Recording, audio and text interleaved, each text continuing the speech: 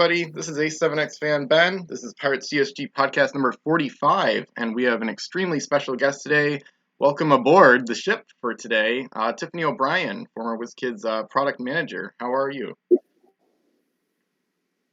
I'm great. Thanks for having me. Yeah, thank you for coming on. So you're our fourth guest that used to work at Wizkids, so it's going to be interesting to hear even more insight on how things developed and how things went along when the game was still in print over 10 years ago now. It's been a while. Yeah, it really has been a long time. Yep. So I apologize in advance if I don't remember everything. Yeah, that's totally fine. Very understandable to say the least. So, first question, just a general one. When did you get involved with Pirates CSG? Well, I was at Wizkids when it started, but the first brand manager was Terry Corral. Yep. And so I was working for Terry as an assistant brand manager. And I think she handed it over to me maybe Revolutions, somewhere between Revolutions and Crimson Coast. Yep. So yeah, that's nice. That's when I was like all hands on deck, I guess. Yep. So like 2005, basically. Nice. That's really interesting. So you probably talked to Jordan Wiseman before the game was released about kind of the inspiration behind it. I heard on some of the previous podcasts about how Pirates of the Caribbean was a huge reason for that. It was such a cultural phenomenon at the time. So sure. I mean, we were having huge parties for Pirates, especially for Jordan's kids and everything. So it was definitely something that we all fell in love with, and he's always loved Pirates. So yeah. And I think, we were doing a lot of HeroClix, and they're starting to work for Topps, and Pirates was something that Jordan really believed in. And I think he just had to convince everyone else that it was going to be a good game to take a chance on, right? Yep. Yeah, because exactly. It was a big leap from what Wizkids was doing at the time. Yep, exactly. What was your involvement with Wizkids like in terms of like day to day, what you did for the game, things like that? Well, when I first started at Wizkids, I was like the assistant to the CEO, and then right out of college. And I think I just volunteered to help everywhere I could at Wizkids. And I think for one summer I did cold calling. And then eventually I started talking to everybody within the company to find out what they did, and eventually decided that I wanted to be a brand manager because I thought that was really a fun place to be. And so I started working on I don't know if you remember MLB Sports Clicks. Sounds big. And my first, and my first like on my own project was Sorrow. And then from there, I started working on Pirates. So yeah, it was great. I mean, Wizkids was always awesome because it's kind of a smaller company, and it really felt like family. Like we were all a lot of people that started at working at Wizkids, it was one of their first jobs. And if it wasn't their first job, it was certainly one of their first places where they really made really awesome friendships. Like I'm still friends with most people that were I worked with at Wizkids. So it was great. Yeah, I love that. What marketing and branding work did you do for Pirates CSG? So I was the brand manager. So I worked with all of the teams, kind of coordinating with everyone and figuring out on the business development side what we should do. And so I worked with everyone on the marketing teams, the game design teams, the art team, to put it all together as a cohesive program. So I helped Shane Hartley and whoever was working on the art side to figure out what the ads would be like. And for marketing, I think it was Jason Michael and Jenny were the big, people in marketing. But it's not a big team, right? Yeah. We all kind of worked together and worked on everything. That's awesome. Yeah, I had Jason Michael on like 2 episodes ago, so that was a really interesting conversation I had with him. It was nice. So what other designers and artists did you work with? I heard you talk about artists like maybe Sandra Garavito, and of course, some of the game designers like Mike Mulvihill probably over the years too. Yeah, Mike Mulvihill and I worked. He's the best. Have you met Mike yet? Or no, not yet. I've tried to so far, but not so far. Grizzled veteran game designer Mike Mulvihill. He's awesome, and he worked on all of the actual game design as far as stats and the story elements of it. And then Ethan Pasternak, who is a designer. He's a game designer, but he also has this incredible brain that can visualize things in 3D, right? So he was the one that figured out how the ships would all go together. Yep. Those are the main game designers. Yeah. Awesome. Was that a question? I don't know. No, that absolutely. Yeah, that was great. This one is, I understand that maybe nobody knows this basically, but do you have any knowledge on where the ships were made? Like in China, like the factory location or company name that owned the factory and anything like that? You know where they were made. I definitely can't tell you. Yeah. Okay. That's fine. Think it was a good idea for Wizkids to dive more into the fantasy concepts as the game went on, or do you think they should have kept the game more historical? I love the fantasy stuff. So I guess if people don't like that, that's partially I'm to blame on that. But I think, you had to, as a team, we would brainstorm what would be the most fun game for people to play, right? And you can only do so much if you're going to stick to historical things. And so going on the fringes was fun for us and hopefully fun for everyone else. Yeah. No, I love the historical stuff more than anything, but I've actually warmed up to the fantasy stuff a lot over the years, and even some of the wackier ships in the later sets, like some of the Switchblades. That ship type is actually a lot of fun to use. So yeah. Yeah. And then on that track, I'm actually gonna skip ahead. Oh no, what were you gonna say?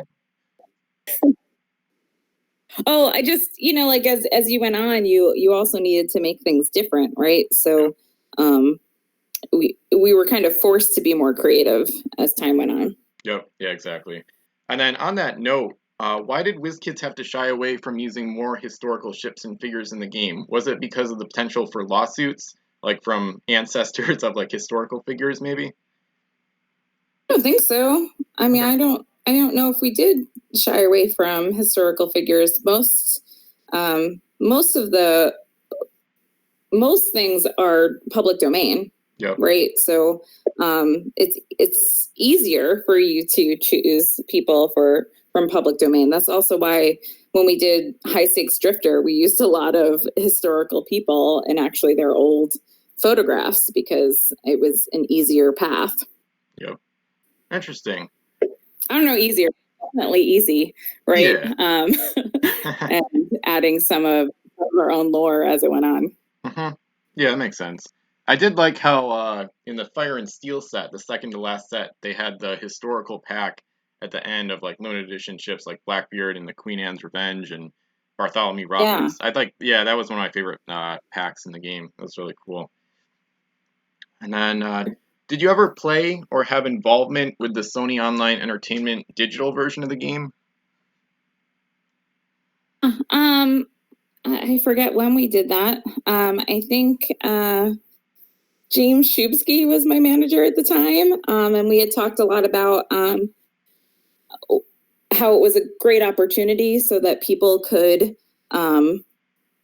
get involved even if they couldn't get the physical packs, but also it allows just a broader audience. And so you could have people play online and then play in person and then have a cycle that way. It was just a great way to build community and a fan base. Yep. Yeah, I agree. I wish it was still around. It shut down in 2011, but yeah, I never got to play it. I got into the game in 05, but then I came back to it like 2011 right after it shut down. And there's another podcast from 2009 of some of the online players, some of the more passionate and consistent players that I was listening to yesterday. So it's pretty sweet. And they're actually it's a Facebook group. So 2011. Yeah. And then, do you remember a favorite game piece you worked on, or just even if it's just a favorite game piece in general? I really liked the Nautilus ships. Yep. Yeah, submarines. From, I think it was Mysterious. Yep. Yeah. Those are my favorite. Mm-hmm. I don't know why. I think Mysterious Islands altogether was one of my favorites. Yep.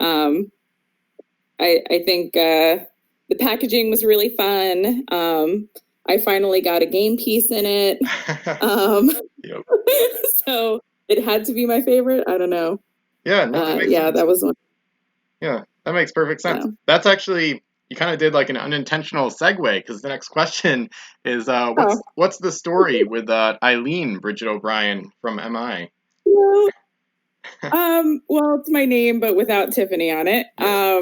And they, did a picture of me, which is very cool. And, like, I think I always wanted to be a game piece. I tried to get into Mage Knight. And I did not make it. It's like, come on. You just want to make me a game piece. Nice.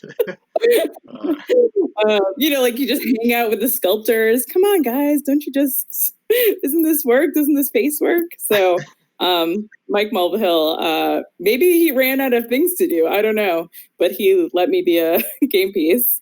Yeah. And then I think Shayna Dorr, who was the events manager, she's in Frozen North. Oh, yeah. I think there was a couple of kind of got ourselves into the game. Nice. Yeah. You just gotta, I don't know, be really nice to Mike Mulvihill for like several years. Nice.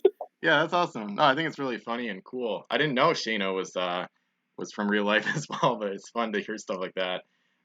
Yeah, Jason Michael talked about how with the flavor text and with some of the named crew names, some of those were like names of friends and things like that, or ships would be like places he visited and things like that. So it makes a lot of sense though. So, and then you came back. They did that with. What was that? Sorry, go ahead. No, you came back. They did it with Rocket Man too. Which set? Go ahead. You go first. Oh no, you go. It was just breaking up over here. That's all. So for Rocket Man, do you remember that? Rocket Men. I've heard of it. Did you play that at all? I haven't played it. I've just heard of it. It was like pretty much everyone in our family were like thrown into the game. Nice. In some way, shape, or form. So it was really fun. Yep. And then you actually came back in Savage Shores. So you got 2 crew out of the deal. So that's cool. Really running out of things to put in the game. Yeah. Well, and you're also linked to the Celtic Fury at 10 Masters, so you got some serious you got some serious ammo in the game. If you ever I've actually theorized about how if virtual reality takes off in the next like 20, 30 years, if we had a virtual version of Pirates, you could plug yourself into the game and you would really have a lot of good ammo to meet other players with. Yeah, totally. Yeah. Nice. Yeah. Do you have a favorite ship type, like a switchblade or like a 2-masted square rigged or like a giant squid, things like that?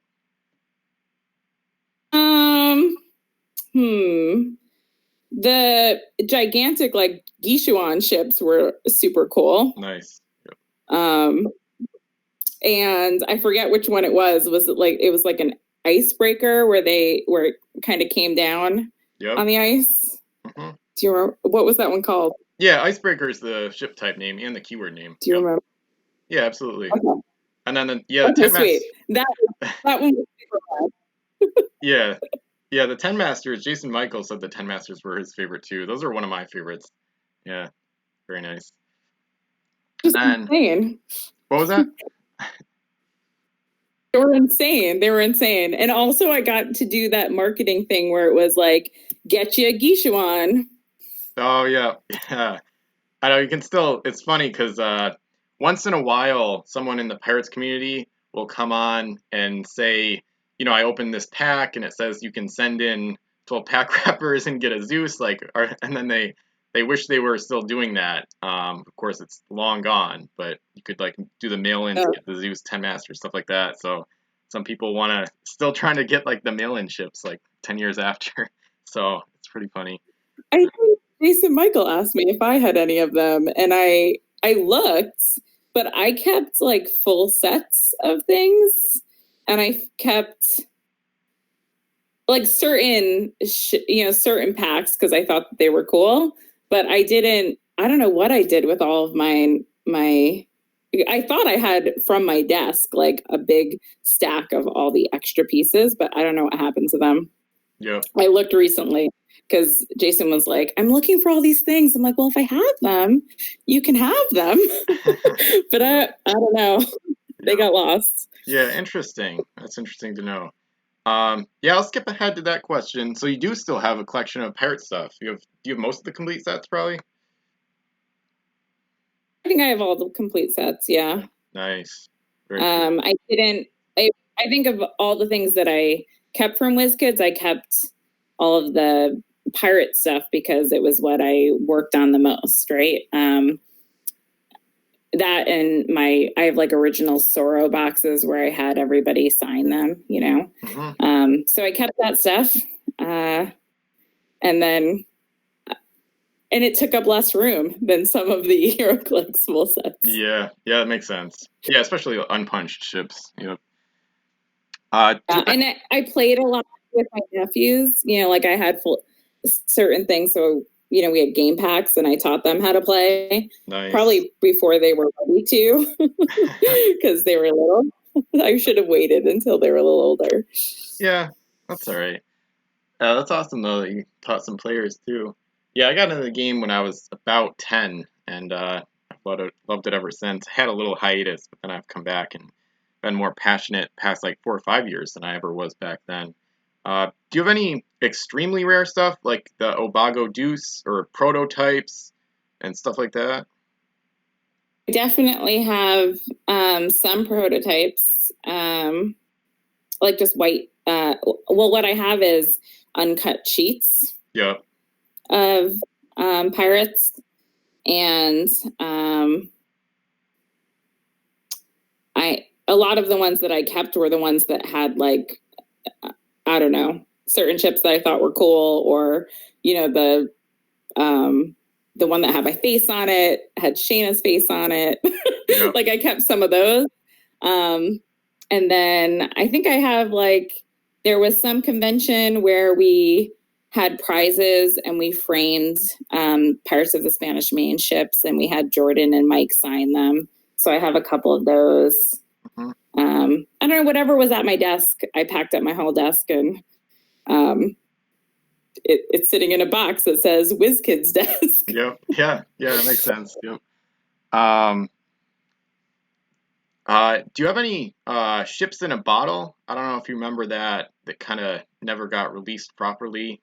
Or at least WizKids got shut down before it was really going to be public anyway. Yeah, so I don't know if we make them. Mm-hmm. Yeah, I can kind of elaborate. Remember if we made it? Yeah, basically, there were two. I'm pretty sure it was after the game shut down. Basically, a couple showed up. I think both were on eBay, like a Seob ship in a bottle. And the collector, Old Man in Germany, he's like a super passionate collector. He has like the best collection ever, outside of maybe you or other game designers that have stuff that are like one of ones, like the prototypes. But basically, there's two like ships in a bottle that are theorized to be like prototypes because nobody else has any, and like they've never shown up. So he has two, and there's supposedly could have been four because they were like Fire and Steel special edition ships. So we've theorized that there could be 2 more out there, but we They don't were really the know. ones that we were supposed to do, like, if you collected a certain amount, or were we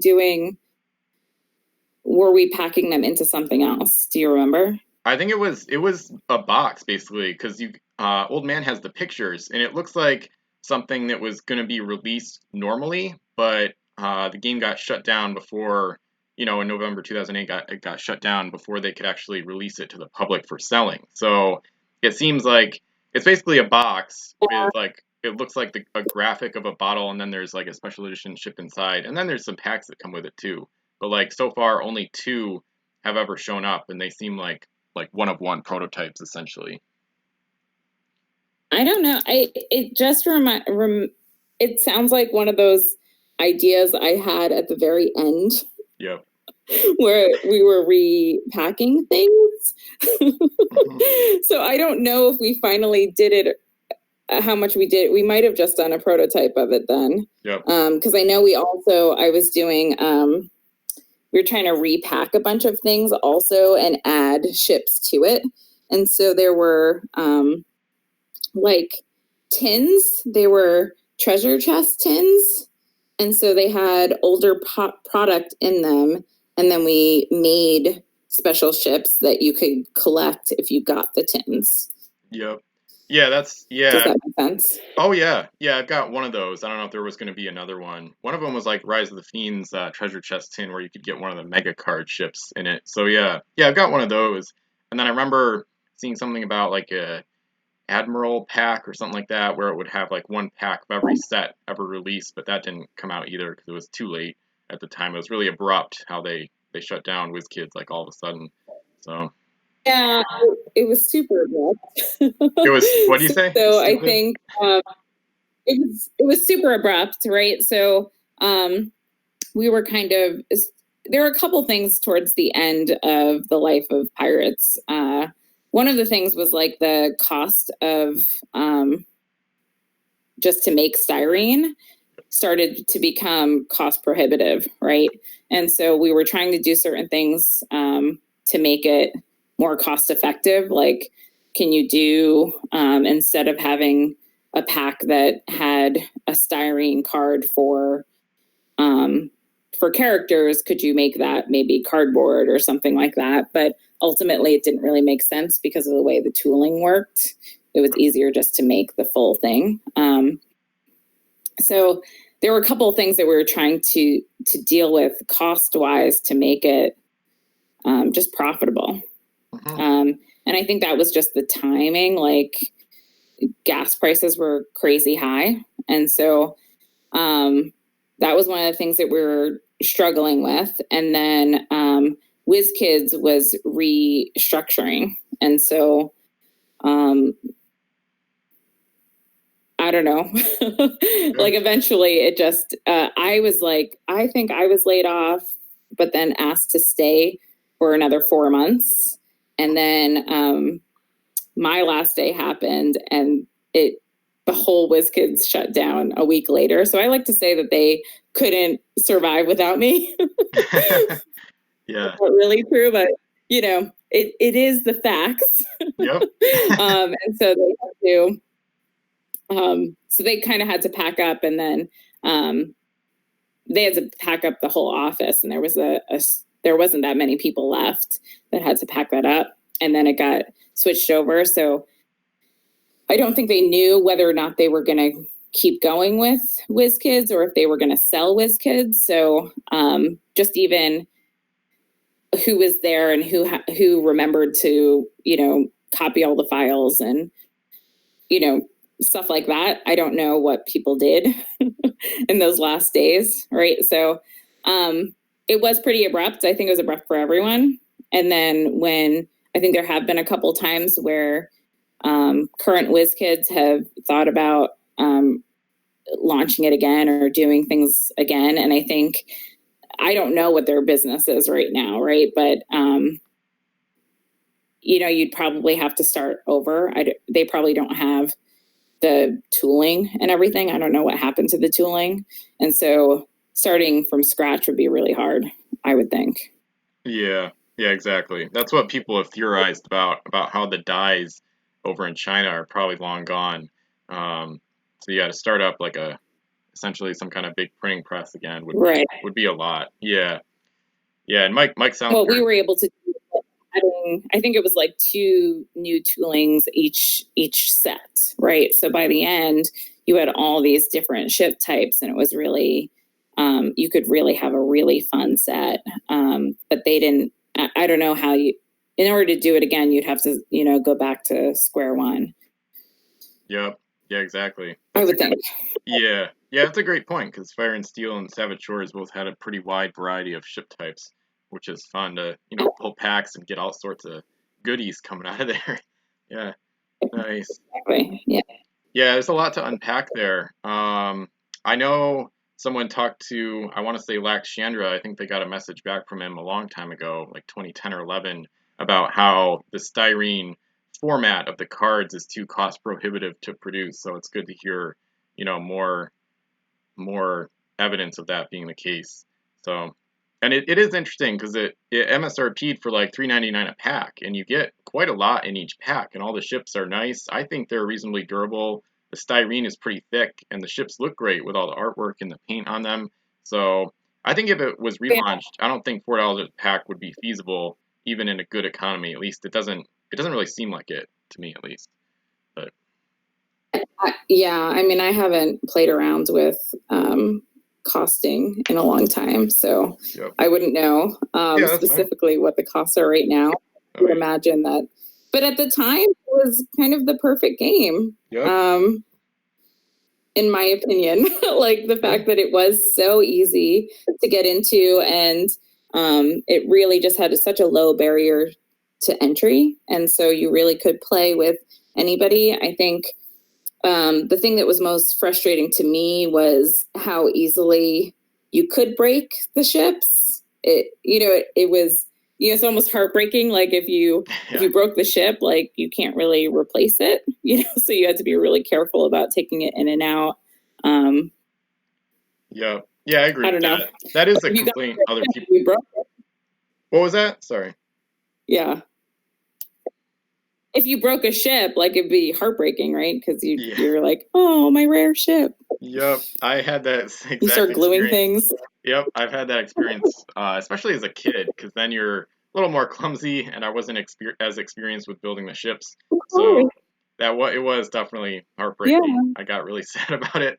So now I have like a weirdly different perspective because I've played so much, and I've taken the mast out and put them back in so many times, and I've built, I would say, probably around 800, maybe more total ships. So now I'm so experienced with it that I don't. I'm like farther away in terms of perspective from having to deal with like broken ships, but I realize it's a problem. And definitely, if we were to try to restart it at some point, you definitely want to look into other materials. And other people have talked about that a little bit, but I don't know. It seems like the styrene cards are probably about as sturdy as it would be, at least in general. So that's another thing where advancing technologies, I think, could hold a promising future for the game between like 3D printing and potentially like better plastics or something. Even if it's 20 years out, better materials in the future might help the game come back in a long time, or whatever, or maybe not. But yeah, for sure. And I agree. It was a perfect game because collectible games and collectible miniatures game were more popular back then. And of course, you had the Pirates of the Caribbean wave to ride for half a decade. So it was really the perfect storm in a lot of ways. So. Yeah. And then, do you know anything? Yeah. Oh, sorry. You go ahead. No, go ahead. Okay. Do you know anything about? I don't know if I'm pronouncing this right. It's Vale Homme. It's like old man in French, and it was like a sea dragon that was kind of scrapped from a set, and based on that old man collector, I guess. I don't know if there's a prototype out there, or if you know anything about that game piece. I asked Jordan about that yesterday, and he thought that he still had one, but he couldn't really remember what it was. I couldn't remember what it was at all because I saw your questions. Yep. And then we were like, maybe it is worth something. Maybe one of us should find it in our in our storage unit. So I don't know. I couldn't remember it. Okay. Yep. That is interesting. I'll have to try to get in contact with Jordan about that. It's just kind of a long running collecting mystery. And there's not supposed to be one out there, sort of, but it's kind of been theorized that there could be a prototype. So, what were some of your ideas that never made it into the game, if you can remember? I can't remember. Yes. I have no idea. It was too long ago. And usually if we had a good idea, it got in, right? So, because we would just, usually before a set, Mike Mulvihill would take some time and I'd be like the sounding board and we just go bounce things back and forth. And then we just made, I mean, it was easy, it was fun because you could kind of make whatever you wanted to. So eventually, even as we were working on other games, Pirates was, in my opinion, a nice thing to work on because it was fun and it was kind of working its way through. So I don't remember anything that we wanted to make and we couldn't. Mm-hmm. Yeah, that makes sense. Especially with 13 sets that were released, you had ample opportunity to include all sorts of stuff, including some of the employees. So that's cool. What are your favorite memories of Pirates CSG? I think it was super fun when for one of the Gen Cons, I think Jordan was like, let's just make a mast and we'll just bring it to Gen Con. And so we made the mast in the driveway and then like shipped this mast that went up to the ceiling.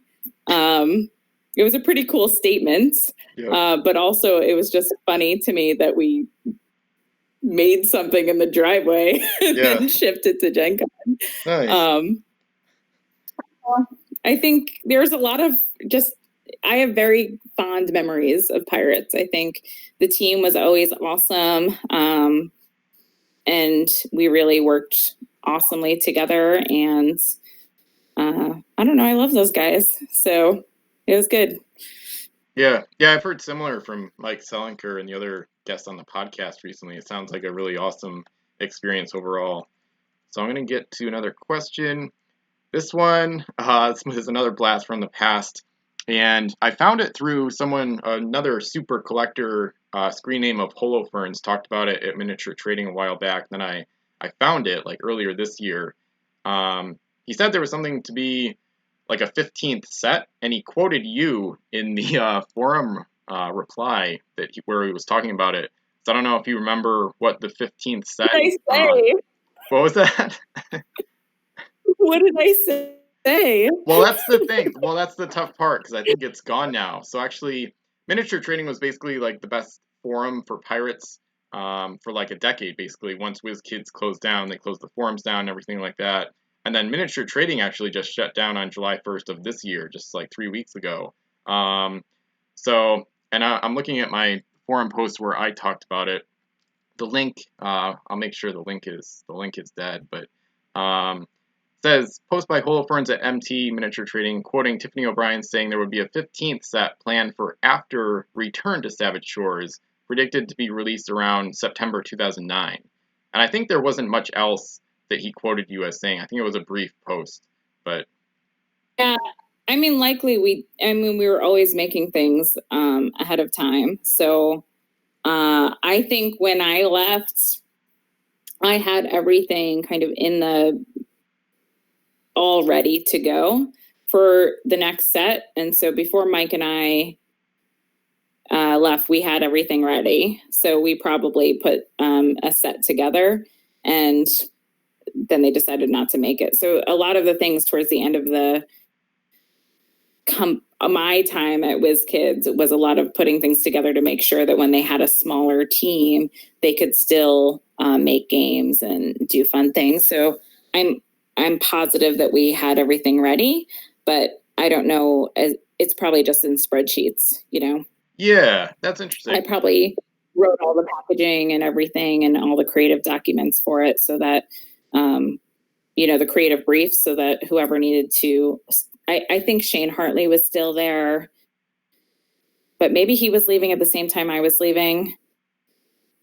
I think there was, I can't remember who was left. There was only like 10 people left when we left. So that's why we wanted to give everybody the best chance of keeping everything going when we left. Yep. Yeah, that makes sense. I'm wondering if Holofernes had it confused with Return to Savage Shores, which was like the 14th set that was like planned but unreleased. And then we actually got the stats and whatnot from that, from Wolf, Kyle Wolfel, who you had like a little bit of contact with in terms of the rules, because he was the rules arbitrator. And he's signed up in my forum. So it's possible that set, maybe there wasn't a 15th set, but the 14th Return to Savage Shores we do have now. It's been out since like 2012, basically, when Wolf wanted to release it, basically. So, interesting. That's the last one I remember. Yep.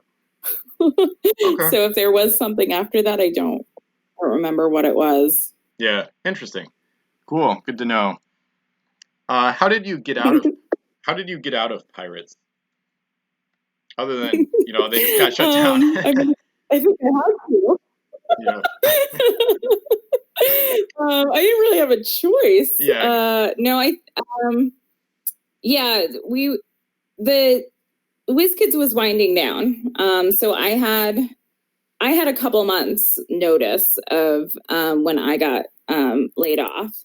And then I don't know, this is probably more information than you need, but I had to get my gallbladder removed. Mm-hmm. And I had 2 weeks where I couldn't watch anything that was super funny. And so I watched 7 seasons of Smallville in 2 weeks, and then decided I wanted to work at DC Comics and maybe meet Tom Welling. So so that's what I did when I left Wizkids, was go to work at DC Comics. And so I had plenty of time to find a job and be ready to go to my next thing, which was super awesome. And, I was sad that, Wizkids changed so abruptly. But I think, it's in good hands with Justin. He's a really good guy. And yeah. Nice. Yeah, that makes sense. Yeah. Yep.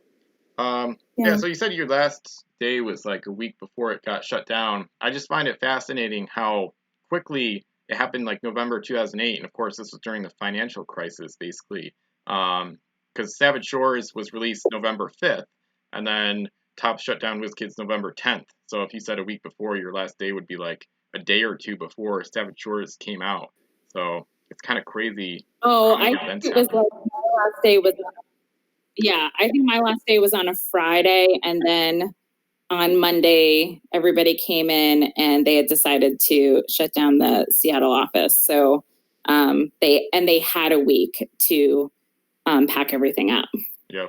So I do think, I don't know, they must have changed their minds about what they wanted to do with the company. And Wizkids was always, we were part of Tops, but we were also allowed to do our own thing. So Tops has had their priorities, and if nothing else, like I thought what would happen would they would shut down in Seattle and then move it to New York so that everybody would be in the same place, Yep. So I don't know. Yeah, that makes sense. Was abrupt. Yeah. it was a surprise. Yeah. But maybe not terribly difficult once you had once we had kind of wrapped everything up, right? So once we left, we had put it into a place where it could kind of be run by a very small team. And so they had plenty of time during that time to make different decisions. Yep. Nice. Are there any things you would change in hindsight or no? I think we changed a lot of things on our way.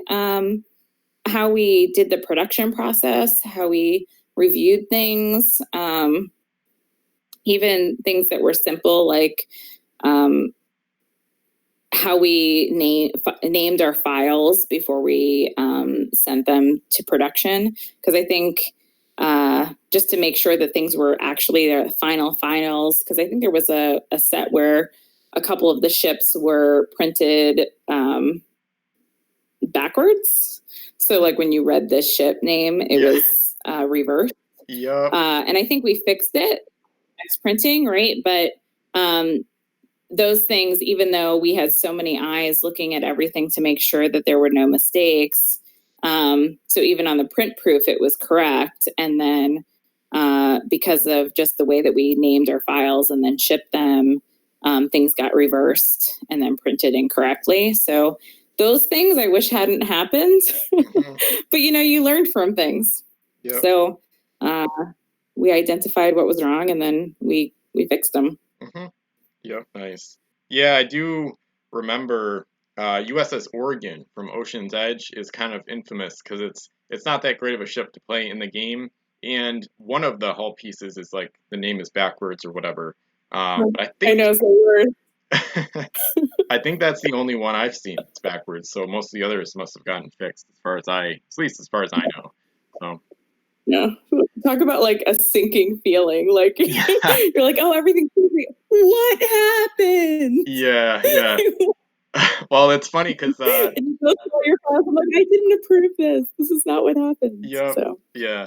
And there's one. I mean, I don't want to talk about negative stuff much, but there was like the first print run of Davy Jones' Curse. People have found like dirt in the packs and stuff like that, and it was like the one where like the lamination process wasn't finished properly or something like that, because like the paint comes off the ships easily and stuff like that. But then it was fixed really well in the later print runs of Davy Jones' Curse. So that's another example of improving over time. So you just try to fix it as much as you can and move on. I can't dwell on everything, right? Oh yeah, no kidding. The next one is just a really kind of a grand question. It made Mike Sellinger laugh, and that's just really open-ended. But where did things go wrong with Pirates CSG overall? Do you think a lot of things went wrong with Pirates CSG? No, I'm talking about no. I love the game more than pretty much anyone. I'm talking about like going out of print and like reasons why it had to go essentially, or not be produced anymore. I mean, I really think it was a cost. There was cost issues. Yeah. I think it was not a good time for anybody. And even in like 2008, 2009, the game industry was being hit really hard. And collectibles and trading, like trying to get a trading card game out at that time or trying to get anything out at that time was really difficult, right? So, and at the time, Pirates was the third most successful or selling successful trading card game, if you were putting it into the trading card game category, right? So it was like Magic the Gathering, Yu-Gi-Oh, and then Pirates. And so it had amazing placement. It had, it was really, just the fact that you were able to see the ships and the packaging was huge. So it had nothing to do with whether or not people still wanted to buy Pirates or still wanted to play Pirates. I think there came a point in which production was just too hard. Like the gas prices were too high, and to make it profitable was too hard. And maybe if Wizkids had stuck around, like maybe if they had just said, okay, let's focus on HeroClix and Pirates, maybe they could have kept it going. I don't know, right? But I think they had to make some choices. And so HeroClix was always their big cash cow, I guess, right? So I don't know. I don't know if I could have done anything differently to keep it going once a company decides to shut down. And even later, like if there was an opportunity, I tried to help as much as possible, as sharing all the expertise and knowledge I had if they wanted to get it up and going. But I think, it's not as feasible as it once was. Yeah. Yeah, I agree. That makes a lot of sense. Interesting to hear it was third in trading card games, because that would mean it was ahead of Pokemon, I guess, which would be really impressive, at least in my opinion. Yeah. Nice. Yep. Mm-hmm. It was very impressive. Yeah. It was like we probably sold too much for Ocean's Edge. That was probably where it just was crazy, right? I think I should have, even when Target and Walmart were like, no, we want all these SKUs. I should have been like, that is insane.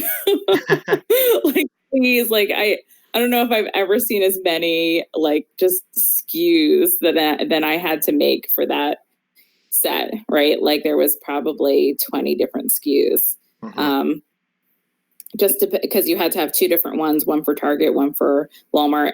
Oh, there's three, right? Target, Walmart, and then there was a different one for just collectors. So it was insane. Yeah. And then you had too many on the shelf, right? Because they thought it was amazing. And I don't think anybody could have bought that many. So if there's any still being sold, it's probably Ocean's Edge, because that one. And I was like, I thought it was fun to be purple, and then I never wanted to see purple ever again because it was insane.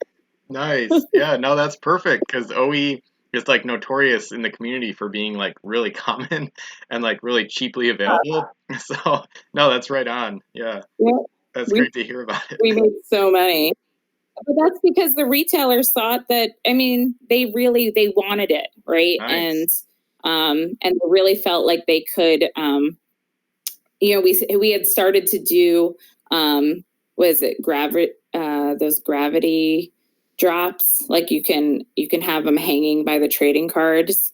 And so they would come down, and we put like a lenticular over the front, because we had to first put like the built ships on top, and then we had the lenticular, so that at least when you walked by, you could kind of see it moving.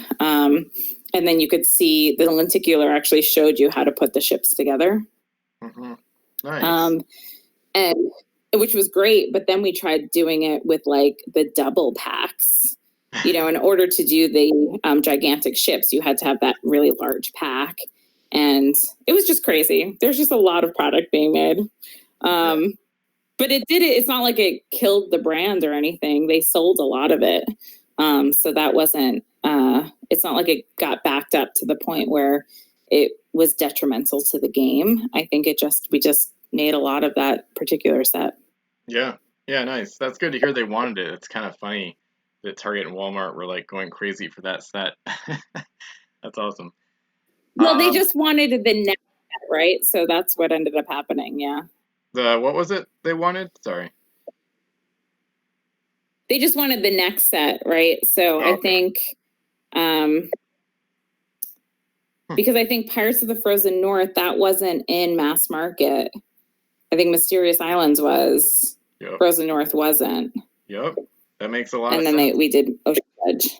Yep. Yeah, that makes a ton of sense, because South China Seas and Frozen North are still the two most rare and expensive sets, pretty much. So, to the point where they're pretty much the two sets that have appreciated in value. So, South China Seas, if you can believe it, last year, a punched set, like all the ships were already built and punched out, a punched full set of South China Seas sold for like $482 just last year on eBay. So, yeah, and then if you think about,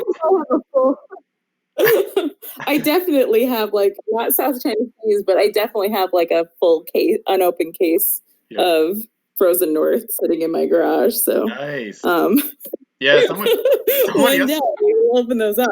Yeah, someone yesterday or the day before was on Facebook was complaining about how they wish Frozen North packs were more common, because they've gotten scarcer just in the past few years. I actually bought a 36-pack box of FN back in 2014 for like $90, and then last year they were selling for like $175 for 36 pack box, and now they're like almost gone. Like you can't really find the booster boxes for the most part. Yeah. So if you think about it, The February releases didn't sell as well, and so it wasn't a good time for mass market, and so we didn't sell them to the mass market. Interesting. So if the release came out in February, we just did a smaller set. Yeah, that's really good to know. That's cool to. Yeah, people haven't really known why. At least I don't think people really know why the sets are more scarce. So that's good to hear a reason for it. And then yeah, it's interesting to think about those sets appreciating in value because MSRP of $3.99, 36 pack box. I think the MSRP on a box therefore was like 143 something. So South China Seas and Frozen North are like the most expensive sets. So South China Seas goes for sometimes it's listed at like $10 or more per pack. So that's the main set that you could make money on over time if you were collecting and then selling, 10 years later, which of course is hard to predict back then. But anyway, Yeah.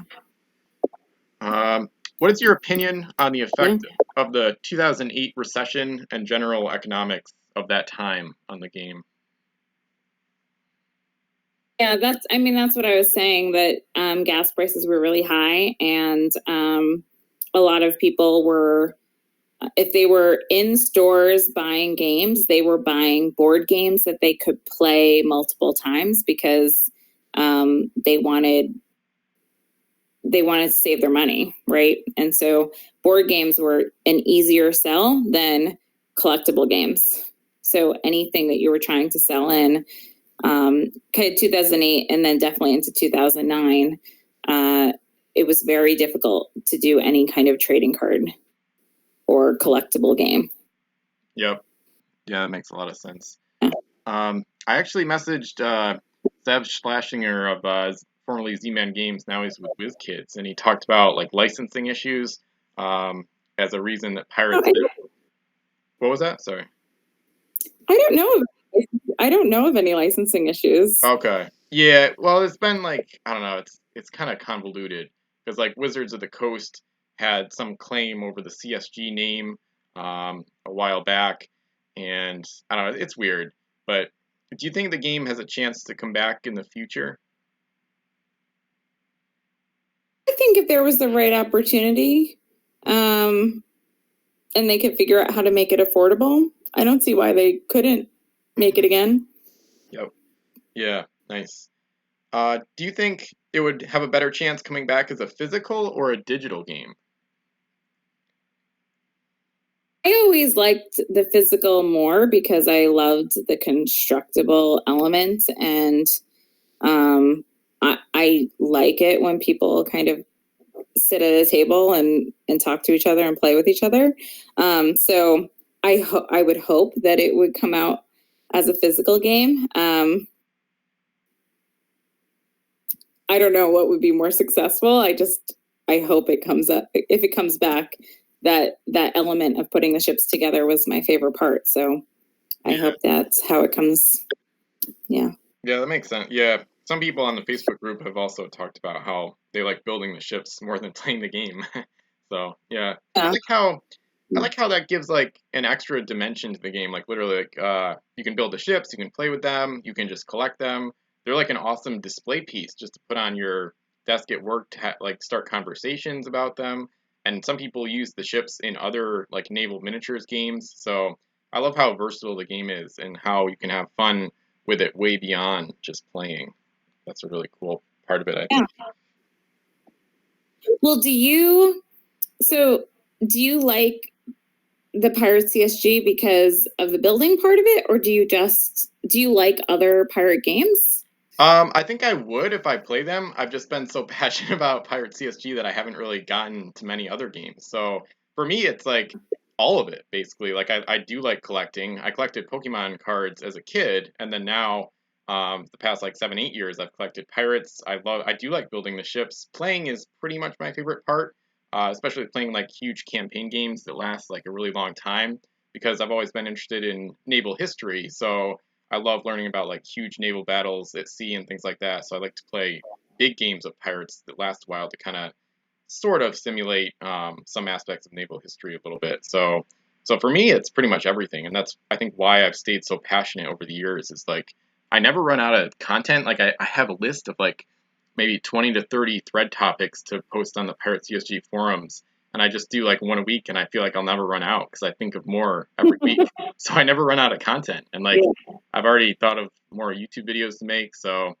for me, it's everything. Other people have talked about how they didn't love the rules for Pirates as much as other games, but then they were actually able to repurpose the ships and use them in other naval games, like Wooden Ships and Iron Men is one of the ones I've heard a bunch of times. I have played Merchants and Marauders, and I enjoyed it, but I love how Pirates CSG is like an open world where you can sail wherever you want and do whatever you want. You're not limited to like a board or like a hex grid system. So Pirates is my favorite without a doubt. That makes sense. Mm-hmm. Do you know anything about the patents? This is just getting into the legal quagmire. I don't know if you know anything about the patents and the disputes and whatnot. I don't know if you were privy to that when you worked at Wizkids or not, but my memory of it is that there wasn't any like outstanding disputes over things. I think people had kind of figured it all out, and there wasn't lingering disputes. So I don't know any like juicy gossip on it because I think it was all buttoned up, and people had made sure that they had the patents they needed, and yeah. Cool. Yeah, that makes sense. As in terms of like your experience in the games industry over the years, have you ever had experience with patents for other games expiring and then afterwards being open to anyone reproducing the game if they wanted to, like maybe in the public domain? No. Mm-hmm. Yeah, that's fine. I feel like that's more of like a question than a Tiffany question. Yeah, that's fine. Who was it you mentioned? Sorry. I feel like Jordan would know more about all of that than I would. Oh, yeah. And I don't know how much you care about it either. Yeah, that makes total sense. Yep. What was your contact with Kyle Wolfel like in terms of the rules and stuff like that? Do you remember trying to answer rules questions yourself at all and stuff like that, or did you consult like Kyle? Definitely did not. Yeah. Mike Mulvihill would have done anything that had to do with rules. Yeah. I wouldn't even try. I know where my like limits are. Yeah, no problem. Do you remember having like rules questions when you would play or when you would teach people and then have to go to the pirate code, stuff like that, to look it up? I mean, to this day, I still would just call Mike. And I'm the worst. Like, I'll play games that people like have designed, and I'll be like, I'm not going to read those rules. I'm not even going to watch like the video. I'm just going to call them, and they can tell me how to play. So, I'm kind of the worst. Okay. I want rules to be as easy as possible, and if I can't figure it out with some pictures, then I want someone else to figure it out and then teach me how to play. Yeah, nice. Yeah, that makes sense. So more of a visual learner, definitely. Yeah. If I have to, I will, but I'd rather not. And I think that's why, like a lot of our board games, like I liked that you could look at the Sora rules and just figure out how to play in a couple pictures, or, all of them. We were just trying to make it as easy as possible for people to start playing.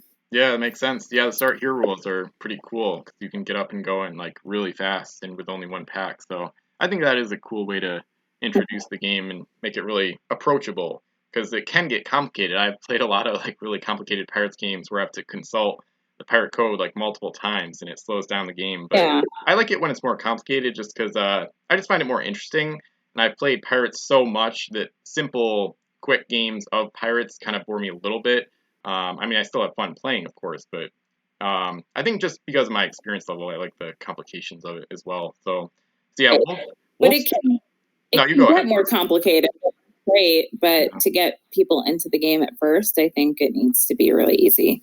Yeah, exactly. And I like how it is. I like how you can adapt the rules based on experience level, and you don't even have to play with like ramming and boarding rules if you don't want. Just like the basic 4 actions and keep it really simple.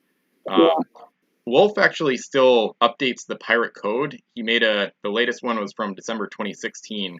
Part of the reason for the new edition of the pirate code, which is like the rules FAQ, frequently asked questions, and like I think one of the biggest reasons he had to update it is because I play so much, and I like basically get into all these wacky situations where I come up with rules questions that either don't have an answer in the pirate code already, or like sometimes the questions are like brand new that he's never seen before. So he's actually still working on that, or not working on it now, but he's still active in the community, which is cool. And he actually still he still answers rules questions in the rules thread, which is now at my Pirates with Ben forum. But I think the pirate code would be a nightmare for you because it's at 64 pages and there's like no pictures. Yeah, that's so.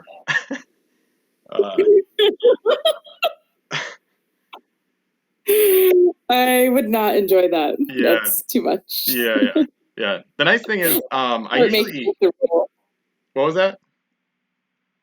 Just start making up the rules. This is how we're playing now. House rules. Yep. Yeah. I still do that too sometimes. Because sometimes I disagree. He'll like answer one of my questions in the rules thread, and Wolf will, and then I'll disagree and be like, I wish it wasn't that way. And sometimes it can be kind of contradictory. But the nice thing about the pirate code is like the PDF version, you can just use CTRL-F to search it quickly for like keywords that would answer your question. So, and most of them are already answered in there. So.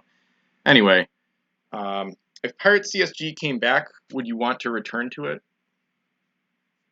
I think if someone could get the band back together, I would certainly work with all of those people again, 100%, because I love the team. I'm all about the team. But it's hard because everybody is all over the place at this point, and it's hard to even just like get together for drinks.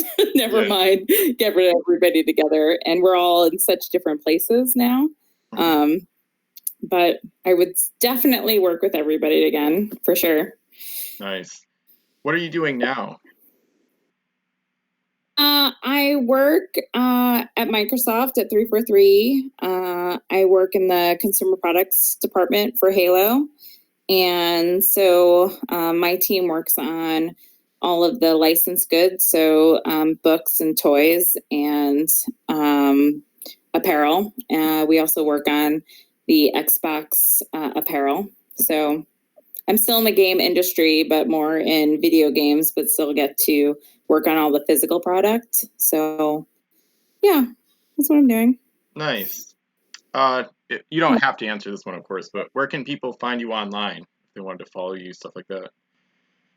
I'm definitely on Instagram. I think my screen name is Scory Naffit, which is Tiffany Rocks backwards. That's probably also what my Twitter handle is, but I don't remember. Yep. Nice. It's usually Scory Naffit. That's how you can find me. Cool. And then anything cool that you want to promote or give a shout out to? I don't know. I do know that Zach Weissman and Jordan Weissman are working on a Pirates game. I don't think it's definitely not like the CSG, but they're definitely putting a cool game together that I assume will be released, or they'll start talking about it in September. So you can kind of look out for that if you're into Weissman pirate games. Yeah, nice. But I don't know. Other than that, no. Yeah. Nice. I guess not. Yeah. Nice. Yeah, that's really interesting. I didn't know about that, so thanks for mentioning that. I don't know if anybody knows about that, so I guess maybe I shouldn't have said it, but they're definitely working on it. Yeah, no, that's fine. That's all right. It's really relevant too, because the Pirates community might want to play that if they come out with something new. So that's really cool. And then finally, the last part, we always have questions of the day for the audience. So anyone on the podcast can ask one. So if you want to think of a question for the Pirates CSG audience, you can. It doesn't really even have to be about Pirates CSG. And I actually I normally come up with one for the episode, but I actually forgot to today. So I'm going to go off the cuff and ask people if they played the Sony Online Entertainment version. I never played it, but I'd like to know who has and what their experience with it was. So if you want to ask a question of the day, you can. I guess my question would be, what is everyone's favorite packaging? Like, which one was the coolest packaging? Nice. I love that. Do you mind if I answer now? If I can, I don't know. Yeah, do it. Yeah, I'm weird because I'm super nostalgic. So I got in the game, I want to say basically right after, I think it was right after Crimson and Coast came out in 2005, because it was with the unlimited version of Spanish Main, and I found 2 packs of Spanish Main randomly in a Fi store in a mall, and that was my introduction to the game. And my favorite sets are the first 5 up till South China Seas, because I think those were the best sets and kind of the most historical or whatever. So my favorite packaging is Spanish Main with the 2 ships fighting at sea. But I'm pretty biased towards the nostalgic side. I would say Revolution is amazing too, with the big tall ship just heading straight out of the pack basically. That one is one of my favorites as well. So I will say that in general I love the artwork, not just on the ships, but the pack art too. I think has been really cool from start to finish. I think that's one of the cooler things about the game as well. It really draws you in because you see Pokemon, baseball cards, and like Yu-Gi-Oh and other games, and then you see like a sailing ship in like on this beautiful water, and it's like, ooh, this sounds pretty unique. So I remember, getting packs from the For a store. while, people, like if you actually went to the store for a long time, people, if you asked them what their favorite set was, they would just tell you the color. So Interesting. if it was like, they would have the sets kind of behind the counter because they didn't want people stealing anything. And so they would just be like, give me 2 of the red ones or 2 of the brown ones, or, and so we started having to make the colors very unique because in some cases people didn't remember what they were called. They just remembered the color. Yeah, yeah, that makes sense. Yeah, I love the color of the cards too, especially some of the early sets with the distinctive like red and blue and green, Crimson Coast, South China Sea, stuff like that. Yeah, Yeah. and I love stuff has held up really well over the years too. Some of my ships, I've got like an Enterprise American ship from 2005 from Revolution that's still holding up well, and I've used it in like probably dozens of games at this point. So the ships are pretty durable over time too. What are you saying? Yeah, for sure. Yep, nice. All right, thanks again for coming on. This was Pirates CSG podcast number 45, and thanks for listening. And we'll see you again later on.